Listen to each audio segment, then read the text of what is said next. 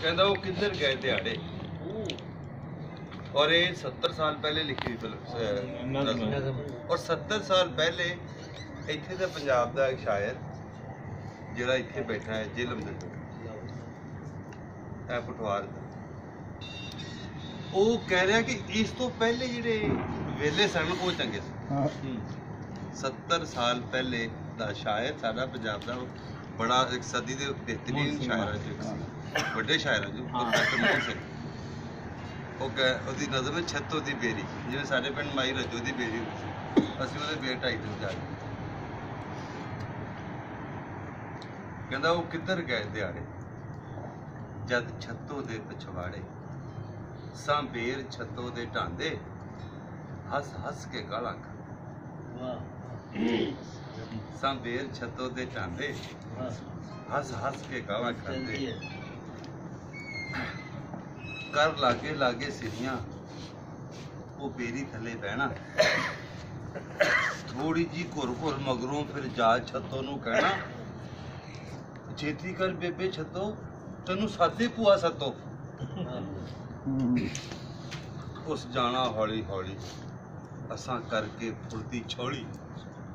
गालड़ वांग चढ़ जाना बेरां दा मींह बना, गालड़ वांग चढ़ जाना बेरां दा मींह बराना, आपे तां चुन चुन खाने छोरा नू दबके लाने, ओए बच्चू हरना मियां खा लै ओ संतू डब्बा विच पा लै, ते खा खू के थले लैना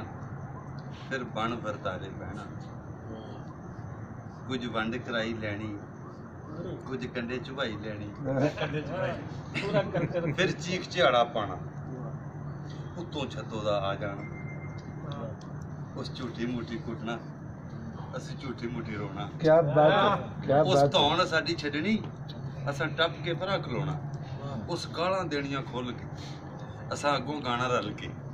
ओ छत्तो माई दियां गालां हण खंड के ओदियां नालां, है छत्तो माई दियां गालां हण खंड के ओदियां नालां, अज ओए जे कोई आखे असी होइए ओए लख, अज सानू जे कोई घूरे असी चुक चुक पईए पूरे, गाना रहियां एक पासे असी चल ना सकीए हासे, गाना रहियां एक पासे असी चल ना सकीए हासे, गल गल ते भज्जिए ठाणे असी भुल बैठे हो जाने, वो किधर गए थे क्या बात है, क्या बात, छत्तों दे पिछवाड़े सां बेर छत्तों दे टांदे हस हस के गालां खांदे। वाह वाह वाह।